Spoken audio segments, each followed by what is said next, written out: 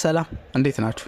ይህ ስለ ማንቸስተር ዩናይትድ ብቻ የሚዘገበበት የማንቸስተር ዩናይትድ ኢትዮጵያ የዩቲዩብ ቻናል ነው። ለዚህ ቻናል አዲስ ከሆናችሁ ሰብስክራይብ እንድታደርጉ እንጠይቃችኋለን። ሰብስክራይብ ካደረጋችሁና ቤተሰብ ከሆናችሁ ደግሞ ሼር እንድታደርጉ እንጠይቃችኋለን። ዛሬም እንግዲህ በአዲስ ፕሮግራም ተገናኝተናል። በዛሬው ፕሮግራም ደግሞ ማንቸስተር ዩናይትድ ከአትሌቲክ ክለብ ጋር የሚያደርገውን ጨዋታ ቅድመ ጨዋታ መነሳት ያለባቸውን ፖይንቶች አንድ ላይ እያነሳን የምንቆይ ይሆናል። እስከ ፕሮግራማችን ፍጻሜ ድረስ አብራችሁ እንድትቆዩ ተጋብዛችኋል። ማንቸስተር ዩናይትድ ወደ ስፔን ተጉዞ የዩሮፓ ሊግ ጨዋታውን ያደርጋል። እንግዲህ በባስክ ግዛት ውስጥ በምትገኘው ስታዲዮ ሳን ማሜስ ቬኒዩ ወይንም ደግሞ ስታዲየም ውስጥ ነው ጨዋታውን የሚያደርገው። ወደ 53000 አካባቢ ተመልካቾችን የሚያስተናግድ ግዙፍ የሚባል ስታዲየም ውስጥ ሄዶ ነው የሚጫወተው። የኛውም ጨዋታ እንግዲህ ማንቸስተር ዩናይትድ ወደ ዩሮፓ ሊጉ ሙሉ በሙሉ ካተኮረ ወይም ደግሞ ማተኮር ከጀመረ ሰንበትበት ያለ እንደሆነ እናውቃለን። በተለይም ደግሞ ከሊዮኑ ጨዋታ በኋላ በግልጽ ሩበን አሞሪም ከዚህ በኋላ በቃ ሙሉ በሙሉ ፎከሳችን ዩሮፓ ሊጉ ላይ ነው ሊሆን የሚችለው፣ ስለዚህ በህፃናት ወይንም ደግሞ በታዳጊ ተጫዋቾች ልንገባ የምንችልበት እድል አለ ብሎ ተናግሮ ነበር። እንዳለውም እንደነ ሃሪ አማስ የመሳሰሉት እንደ ፍሬድሪክሰን አይነት ተጫዋቾች ዋናው ቲም ውስጥ ገብተው ጨዋታቸውን ያደረጉበት ሁኔታ ተመልክተን ነበርና ባለፈው ጨዋታ ላይ ግን ማንቸስተር ዩናይትድ ሰፋ ያለ የረፍት ጊዜ አግኝተው ስለነበረ ሩበን አሞሪም ተናግሮ እንደነበረው ተጫዋቾች ኦቨር ከጨዋታ በሚርቁበት ሰዓት ላይ ደግሞ ሪከቨሪ ፌዛቸው በጣም በሚበዛበት ሰዓት ላይ ራሱ ሌላ ችግር ያመጣል፣ ሌላ ጉዳት ነው እሱ ራሱ። ስለዚህ ብሎ ቀይሮ እያስገባ እንግዲህ የተወሰኑ እንቅስቃሴዎችን እንዲያደርጉ የፈቀደላቸው እንደዚህ ተጠበቁ። የማንቸስተር ዩናይትድ እንግዲህ አስፈላጊነቱን የምናውቀው ነገር ነው፣ ምን ያህል ወሳኝ እንደሆነ የሚታወቅ ነገር ነው። እስካሁን ድረስ ምንም አይነት ሽንፈትም አላስተናገደም።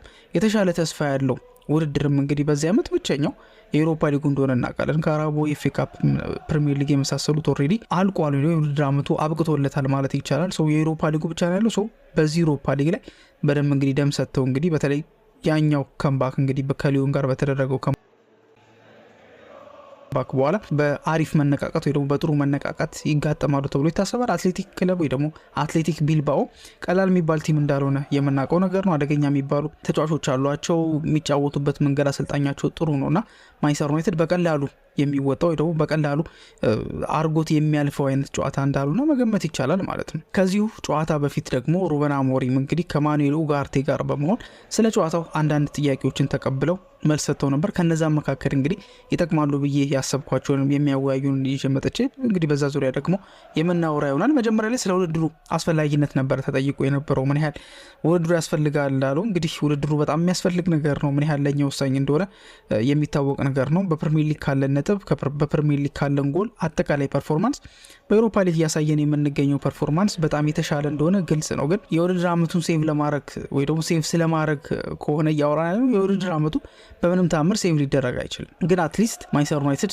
ይሄን ዩሮፓ ሊግ የሚያሸንፍ ከሆነ በቀጣይ ዓመት ላይ ቻምፒየንስ ሊግ ይኖረዋል። ቻምፒየንስ ሊግ ውስጥ መግባቱ ብቻም ሳይሆን ደግሞ እንደዚሁ የገንዘብ ሽልማትም ስላለው በዚህ ሰዓት እንግዲህ ፒኤስአር አንቆ የያዘው ማንቸስተር ዩናይትድ እንደዚህ አይነት ገንዘቦችን በውድድሮች የሚገኙ ገንዘቦችን ማግኘት ሄዶ መሰብሰብ ማለት ቀላል የሚባል አይደለም። በክረምት ለሚኖረው ስትራክቸራል ግንባታ በጣም ወሳኝ የሚባል መሰረት ሊጥር ይችላል። ይህን ዋንጫ የመብላት ያለ መብላቱ ጉዳይ እንጂ ዩናይትድ አሁን ያለበት ደረጃውም ያለው በጣም መጥፎ የሚባል ፐርፎርማንስ ከዚህ በፊት ምናልባትም ከተሰናበቱት አሰልጣኞች የባሰው አጫወት ሄደው የባሰው ሪከርዶች የተመዘገቡ በት አመት ስለሆነ በቀላሉ ሴቭ ሊደረግ አይችልም። ሃሪ ማጓየርም በአንድ ወቅት ነው ተናግሮ ነበር ሴቭ ሊደረግ እንደማይችል። ግን አትሊስት ቢያንስ ደህና ነገር ይዞ ለቀጣይ አመት ለመሰናዳት እንግዲህ የሚያበጅ አይነት ውጤት ይዞ ማጠናቀቅ አለበት ከሚለው አንጻር ነው እንጂ በምንም ተአምር የውድድር ዓመቱ ሴቭ ሊደረግ እንደማይችል ሩበን አሞሪም ተናግሮ ሁላችንም የምናውቀው ነገር ነው።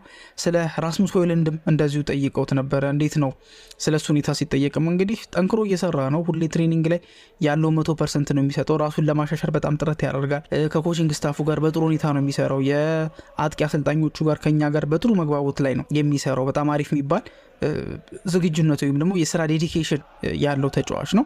እንግዲህ ጎል እንግዲህ በቅርብ ማስቆጠሩ የሚታወቅ ነው። እንግዲህ በበርንሞዙ ጨዋታ ላይ እንግዲህ ጎል ያስቆጠረበትን መንገድ ደግሞ ጎል እንዳስቆጠረ ተመልክተን ነበረ በዛ ጨዋታ ላይና ጥሩ ፎርም ላይ ነው ማለት ይከብደናል። ግን አትሊስት የጎል ሁኔታ መኖሩ የተወሰነ ነገሩን ሊያስተካክልለት ወይ ደግሞ ወደወሰነ መስመር ሊያመጣው እንደሚችል ይገመታልና ሩበን አሞሪም ደግሞ ሲናገር ስለ ጎል ማስቆጠሩ ብቻ ሳይሆን ጫና ለማብዛት የሞከሩ ከዚህ በፊት የተቆጠሩ ጎሎችን ከተመለከተ ከተመለከታችሁ የእሱ እንቅስቃሴ ትልቅ ሚና ነበረው ወይ ደግሞ በአሪፉ ሲረዳ ነበረ። ስለዚህ በጎል ብቻ ሳይሆን መገመት ወይ ደግሞ መዳኘት ያለበት ኦፍኮርስ ጎል ማስቆጠር አለበት አጥቂ ስለሆነ ጎል ማስቆጠር ግዴታው ነው። ግን ደግሞ በጎል ብቻ ሳይሆን የዩናይትድ እንዳጠቃላይ ከጨዋታው አንጻር በምን አይነት መልኩ መጥቀም ይችላል ከሚለው አንጻር ተመልክተን እንግዲህ በጥሩ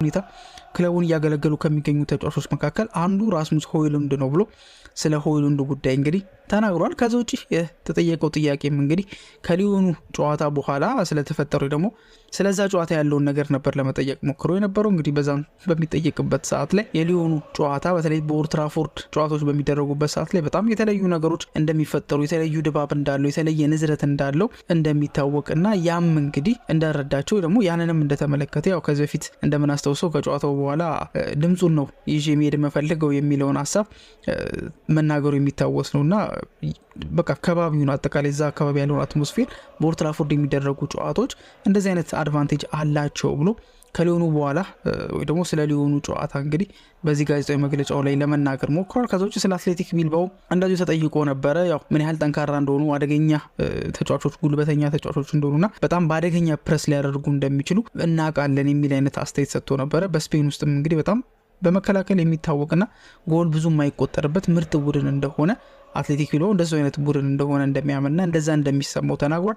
መናቅ የሚታሰብ አይደለም፣ ግን የተለየ ዝግጅት አድርገው ወይ ደግሞ በተለየ እንቅስቃሴ በተለየ ሞራል ወደ ባስክ ተጉዞ እንግዲህ ጨዋታቸውን እንደሚያደርጉ የሚጠበቅ ነው የሚሆነው። ምክንያቱም ቅድም እንዳልኳችሁ ቀላል የሚባል ጨዋታ አይደለም የሚገጥመው። አትሌቲክ ቢልባኦ ከባድ ከሚባሉ የዩሮፓ ሊግ ተጋጣሚዎች መካከል ወይ ደግሞ ለዋንጫ ከሚገመቱ የዩሮፓ ሊግ ተጋጣሚዎች መካከል አንዱ ስለሆነ ለማንቸስተር ዩናይትድ ነገሮችን ያቀልለታል ተብሎ አይታሰብም። ከዛ ውጪ ከዚህ ጨዋታ ምን መጠበቅ እንችላለን ወይም ደግሞ ምን ሊፈጠር ይችላል የሚለውን ነገር ለማሰብ ስንሞክር እንግዲህ ቀደም ሲል እንደተነጋገር ነው ይሄኛው ጨዋታ ማለት በቃ የማንቸስተር ዩናይትድ የሞት ሽረት ጉዳይ ነው። እንግዲህ በጣም በቃ ለጥቂት በሰከንዶች ልዩነት ውስጥ እኮ ነው አይደል ባለፈው ከሊዮኑ ጋር በነበረው የዩሮፓ ሊግ የመልስ ጨዋታ በኦልድ ትራፎርድ የተደረገው ላይ ሰከንዶች በቃ እርተውት ነው በቃ ማንቸስተር ዩናይትድ ከመውደቅ ወይም ደግሞ ይሄ የዩሮፓ ሊግ ተስፋ የሚባለው ነገር ከመጨለም ወደ አለመጨለም የተዘዋወረው በጣም ፍራክሽን ኦፍ ሰከንድ በቃ በተወሰኑ ሰከንዶች ውስጥ ነው የሁላ ነገር የተፈጠረው። ሰው በእንደዚህ አይነት መልኩ በእንደዚህ አይነት ዋጋ የተከፈለበት ጨዋታ ወይ ደግሞ የተከፈለበት ሌላ እድል ማለት ነው ይሄ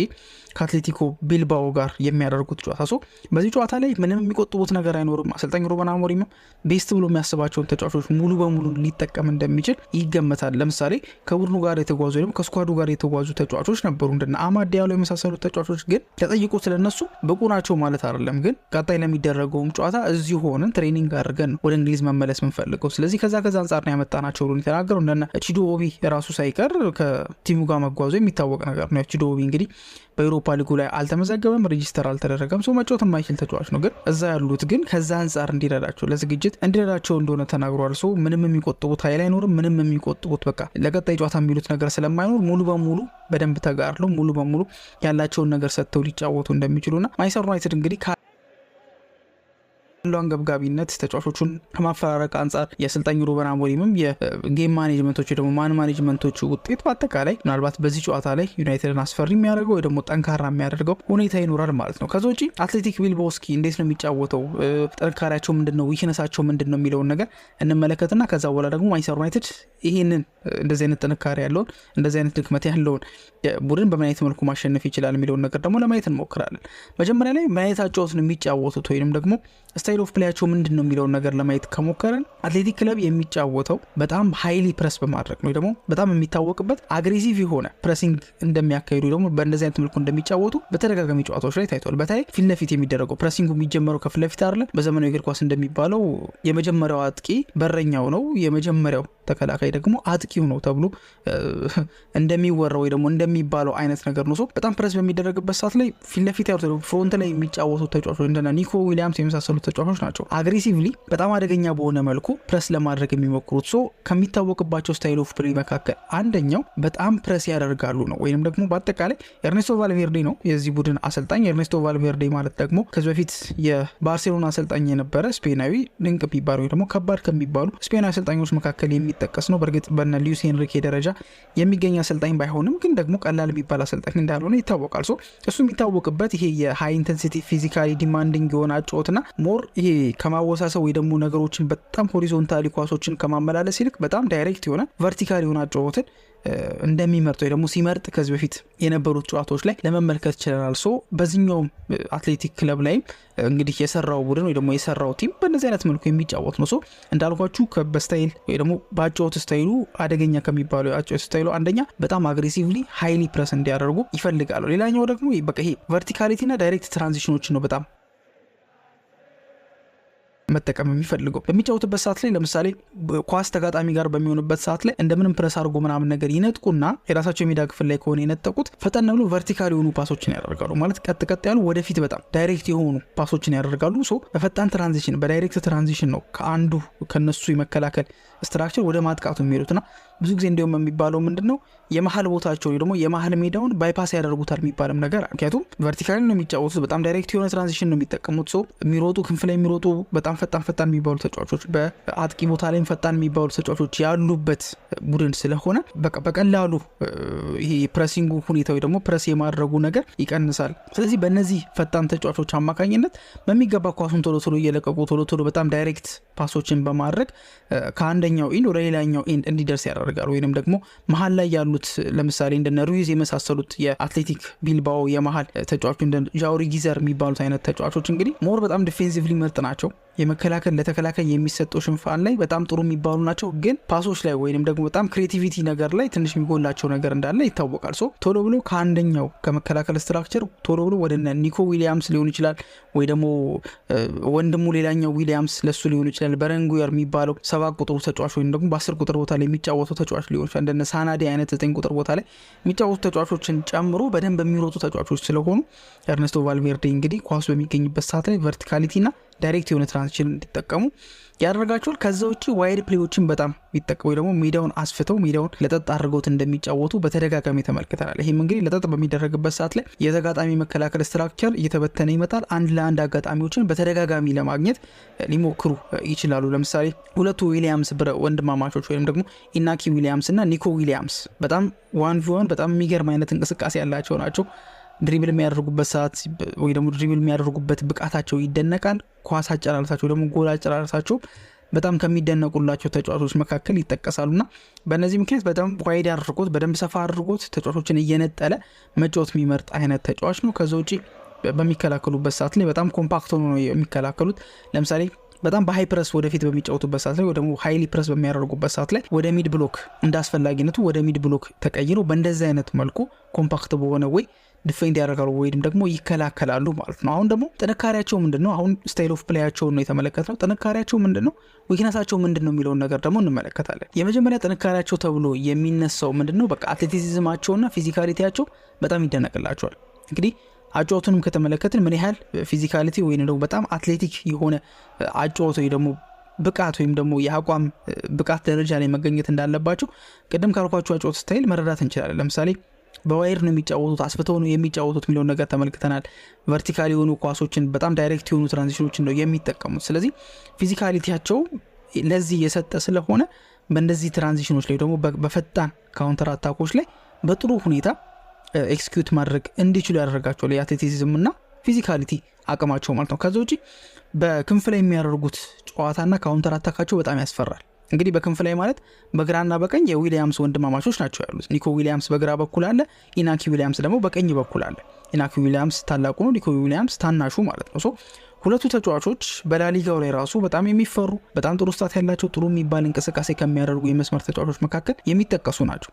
ዋይድ ፕሌያቸውና ካውንተር አታካቸው በዚህ ምክንያት ዋይድ ፕሌያቸው ቅድም እንዳልኳችሁ ኒኮ ዊሊያምስም 1v1 መገናኘት ይፈልጋል። ስለዚህ ነጠል ብሎ ሜዳውን ሰፋ አድርጎ ተከላካዮችን ያገኛል። ኢናኪ ዊሊያምስም በእነዚህ አይነት መልኩ ካውንተር አታክ በሚሆንበት ሰዓት ላይ እንግዲህ ፈጠን ብለው ኳሶች ይለቀቁላቸዋል። ከዛ በኋላ በሚገርም ፍጥነት ወይም ደግሞ እነሱ በሚታወቁበት እንቅስቃሴያቸው እንግዲህ ወደፊት ተጠግተው ጥቃቶችን ወይም ደግሞ አደጋዎችን ክሬት የሚያደርጉ ጉበት ሁኔታ እንዳለ ይታወቃል። ከዛ ውጪ ሴት ፒስ ላይ እንግዲህ ሌላ ለማንቸስተር ዩናይትድ ምናልባት መጥፎ ዜና ሊሆን የሚችለው ነገር ሴት ፒስ ላይ ያላቸው አደገኛነት ነው። እንግዲህ በጣም ስትሮንግ የሆኑ ላይክ ኤሪያሊ ማለት ነው ላይክ የኤሪያል ዱኤሎችን በደንብ በቃ ማሸነፍ የሚችሉ እንደ ተከላካዮች እንደ ዳኒ ቪቪያን፣ የራይ አልቫሬዝ አይነት ተጫዋቾች ስላሉ እነዚህ ተጫዋቾች ደግሞ ክሮስ በሚደረግበት ሰዓት ላይ ጉልበት አላቸው፣ በጣም መዝለል ይችላሉ። ይሄ ዲንግ አጨራረሳቸውም ጥሩ ስለሆነ ሴት ፒስ ላይ አትሌቲክ ቢልባኦ ይደነቃል ወይም ደግሞ ስትሪንግዛቸው ነው ተብሎ ይታሰባል ማለት ነው። ከዛ ውጪ የወጣት አካዳሚያቸውን የሚጠቀሙበት መንገድ እንደዚሁ የሚያስደንቅ ነው። እንደነ ኡናይ ጎሜዝ የመሳሰሉት ሳንኬት የመሳሰሉት ተጫዋቾች ከዛው አካባቢ የመጡ ተጫዋቾች ናቸውና በሚገርም ሁኔታ ማጣቁ ሆነ ምናልባት አትሌቲክ ክለብ ሲመለመል ተጫዋቾችን አንድ ስትሪክት የሆነ ፖሊሲ ያለው ያ ምንድነው ኦንሊ በቃ ከባስክ የባስክ ተወላጅ ወይም ደግሞ የባስክ ሰው መሆን አለበት የሚል ከበድ ያለ አቋም አላቸውና ይሄም ነገር እንግዲህ አካዳሚያቸው ጥሩ የሚባል ጥሩ ተጫዋቾችን ማፍራት የሚችል አካዳሚ ስለሆነ ሌላኛው እንደተጠናከራቸው ሊነሳ የሚችል ነው። ስለ ድክመታቸው የምናነሳ ከሆነ ደግሞ ሚድፊልድ ላይ ክሬቲቪቲ በጣም ይጎላቸዋል። ቀደም እንዳልኳችሁ መሀል ላይ የሚጫወቱት ተጫዋቾች በደብል ፒቮት ነው የሚጫወተው ኤርኔስቶ ቫልቬርዴ፣ ግን መሀል ላይ የሚጫወቱት ተጫዋቾች ሞር ዲፌንሲቭሊ ናቸው እንጂ አሪፍ በጣም ቻንስ ክሬት ለማድረግ ወይ ደግሞ ሚድፊልድ ላይ የሚያስፈልገውን ክሬቲቪቲ የማያሟሉ ተጫዋቾች እንደሆኑ የሚታወቅ ነው። ይሄኛው እንደ ድክመት ተደርጎ ሊወሰድ ይችላል። በጣም ሃይሊ ፕረስ በሚያደርጉበት ሰዓት ላይ ኢንተንሲቲያቸው በጣም በሚጨምርበት ሰዓት ላይ አንዳንዴ አላስፈላጊ የሆኑ ፋውሎችን የሚሰሩበትም እድል አለ። በዚህም ፋውል በሰራ በሚለውም ሌላ ዊክነሳቸው ተብሎ ሊጠቀስ ይችላል። ስኳድ ዴምዝ የሚለውም ቅድም እንዳልኳችሁ የሚፈልጉት በቃ ኦንሊ ባስክ ነው፣ በቃ ባስክ ኦንሊ ፖሊሲ የሚል አይነት አመራር ወይንም ደግሞ የምልመላ ስትራክቸር ነው ያላቸው። እንደዚህ ደግሞ ባስክ ኦንሊ ፖሊሲ ማለት ደግሞ በጣም ይሄ የሚመለምሉበት ኤሪያ በጣም የተጣበበና ትንሽ ይሆንባቸዋል ማለት ነው። ከዛ አንጻር የስኳድ ዴምዝም እንዳይኖራቸው አድርጓል። ዋይድ ፕሌያቸው ላይ በጣም ኦቨር ዲፔንደንት ናቸው ተብሎ ደግሞ ይነገራል። ለምሳሌ አንድ ቡድን ጥሩ ሆኖ ኢናኪ ዊሊያምስ እና ኒኮ ዊሊያምስን ከጨዋታ ውጭ ማድረግ የሚችል ከሆነ ቡድኑ ምንም ማምጣት አይችልም። ስለዚህ ዋይድ ፕሌይ ላይ በጣም ኦቨር ዲፔንደንት መሆናቸው ሞር እንደ ድክመት ወይንም ደግሞ እነዛ ተጫዋቾች ከተያዙባቸው በቃ ምንም ማድረግ አይችሉም አይነት የሚባል ነገር ይነግሳባቸው። ሌላኛው ደግሞ የማይችሉት በተለይ በላሊጋ ላይ በተደጋጋሚ ያዩት ወይ ደግሞ የተመለከትነው ነገር ምንድን ነው? ኢንኮንሲስተንሲ አለባቸው። ግን ያ ኢንኮንሲስተንሲ የሚመጣው ምንድን ነው? በሎ ብሎክ የሚከላከሉ ቡድኖች ካጋጠሟቸው ያንን ብሬክ አድርጎ ማለፍ በጣም ነው የሚከብዳቸው። ስለዚህ በሎ ብሎክ አንድ ቡድን የሚጫወት ከሆነ ቻንስ ክሬት ለማድረግ ጎል ለማስቆጠር አሸንፎ ለመውጣት ለዚህም እንግዲህ እንደ ምሳሌ የሚነሳው አትሌቲክ ቢልባኦ ከትልልቆቹ ቡድኖች ጋር በሚጫወትበት ላይ በፈጣን ብሬኮች ነው የሚጫወተው ነው ጥሩ የሚባል ሪካርዶ ደግሞ ጥሩ የሚባል ውጤትን ሲያስመዘግብ አነስ ከሚሉት በሚድ ብሎክ ወይ ደግሞ ሚድ ብሎክ አይደለም በሎ ብሎክ የሚከላከሉትን ቡድኖች የስፔን ላሊጋ አነስተኛ ቲሞች ግን ማሸነፍ በጣም ሲቸገር ተመልክተናል ማለት ነው። እንግዲህ አሁን ደግሞ ማንቸስተር ዩናይትድ ምን ነገሮችን ኤግዛክትሊ ማድረግ አለበት ይህን ጨዋታ ማሸነፍ ከፈለገ የሚለውን ነገር በጥቂቱ ለማየት እንሞክራለን። ያኛውም እንግዲህ መጀመሪያ ላይ ማድረግ ያለበት አንደኛ ቴምፖ መቆጣጠር ያስፈልገዋል። ሁለተኛ ደግሞ በቃ ፓስ እሱ ጋር እንዲሆን ማለትም ደብል ፒቮት በመጠቀም በደብል ፒቮት ተጠቅሞ እንግዲህ ኳስ በቃ ቶሎ ወደፊት የመሄድ ጉዳይ ሳይሆን አረጋግቶት ራሳቸው ጋር ቆይቶት እነሱን ፍረስትሬት የማድረግ ነገር መጠቀም አለባቸው። በሾርት ፓሶች ደግሞ እንዳልኳችሁ ሃይሊ ነው ፕረስ የሚያደርጉት። ስለዚህ ሃይሊ ፕረስ ሊያደርጉ በሚመጡበት ሰዓት ላይ አንድ ተጫዋች ራሱ ሶሎ የሆነ ስራ ለመስራት ከመሞከር ይልቅ ሾርት ፓሶችን ቢያደርግ የቢልባኦን የመጀመሪያ የፕሬሲንግ ላይን ፓስ ማድረግ የሚችልበት ሁኔታ ይኖራል። ከዛ በኋላ በመስመሮች መካከል ቨርቲካል የሆኑ ፓሶችን ተጠቅመው እንግዲህ እንዳልኳችሁ በሃይ ፕሬሲንግ ነው የሚጫወቱ። ስለዚህ ከጀርባ ያለው ቦታ ስለሚከፈት እዛ ቦታ ላይ ማንቸስተር ዩናይትድ መጠቀም የሚችልበት ሁኔታ ይኖራል። ሃይሊ ፕሬስ ነው የሚያደርጉት ማለት ደግሞ ፕሬስ ሬዚስታንስ የሆነ በረኛ ያስፈልገዋል ማለት ነው። ዩናይትድ ኦናና ደግሞ ፕሬስ ሬዚስታንስ ከሚባሉ በረኞች መካከል ምርጦች ውስጥ እንደሚካተት ይታወቃል። ኢንተር በነበረበት ሰዓት ላይም ይህንን የተመለከተ ነው። ምንድነው ፕሬስ ሬዚስታንስ ማለት? ተጫዋቾች አግሬሲቭሊ ፕሬስ ሊያደርጉ ሲመጡ ኦናና ኳሱን ይዞ ይጠብቃቸዋል።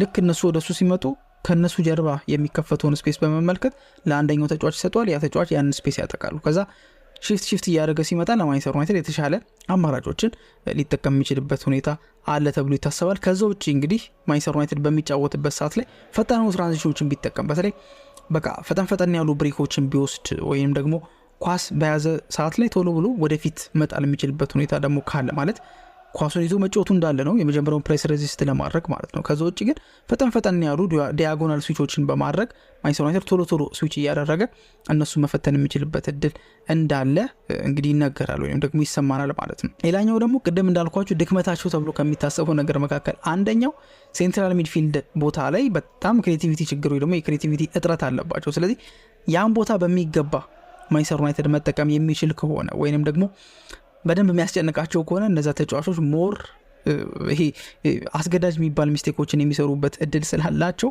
ሞር አስገዳጅ የሆነ ጥፋት እንዲሰሩ አድርጎ ማንቸስተር ዩናይትድ ጎሎችን ለማግኘት የሚጥርበት ሁኔታ ግን ይሄ ማለት ተከላካዮቹ ላይ ሲሆን ማለት ተጫዋቾቹ በጣም ላክ ኦፍ ክሬቲቪቲ ያለባቸው እንዳልኳችሁ መከላከል ላይ ናቸው። ጥሩ ከኳስ ጋር ለመጫወት በሚሞክሩበት ሰዓት ላይ ከኳስ ጋር በሚውልድ አፕ ለመውጣት በሚሞክሩበት ሰዓት ላይ እንዲቸገሩ ማንቸስተር ዩናይትድ በደንብ ተጭኗቸው ከተጫወተ በቀላሉ ማንቸስተር ዩናይትድ እነሱን ከጥቅም ውጭ ለማድረግ የሚችልበት እድል ይሆናል ተብሎ ይታሰባል። ሌላኛው የዊሊያምስ ብራዘሮች ጋር ላይ ማለትም ኒኮ ዊሊያምስ እና ኢናኪ ዊሊያምስ ላይ በሚገባ ትኩረት መስጠት አለባቸው። ሁለት በጣም አደገኛ ድሪብለሮች፣ በጣም ፈጣን ክሊኒካል ፊኒሸሮች ናቸው። ሶ ማንቸስተር ዩናይትድ አንድ ለአንድ እንዲገናኙ መፍቀድ የለበት። ተጫዋቾችን እየደራረበ ነው መገናኘት ያለበት። ለምሳሌ በፓትሪክ ዶርጉ ቦታ ላይ ብንመለከት ፓትሪክ ዶርጉ በዛ ቦታ ላይ ከተሰለፈና ኑሰይር ማዝራዊ ደግሞ ከሱ ጀርባ ከተሰለፈ ኢናኪ ዊሊያምስ የሚጫወተው በዛ በኩል ነው። ሶ እርስ በርስ እንዲገናኙ ወይንም ደግሞ እንዳያልፉ ወይ ደግሞ ዋን ቪዋን የሚባለውን ግንኙነት እንዳያገኝ በሁለት አጥር ወይ ደግሞ በሁለት ተጫዋቾች እንግዲህ አጥሮ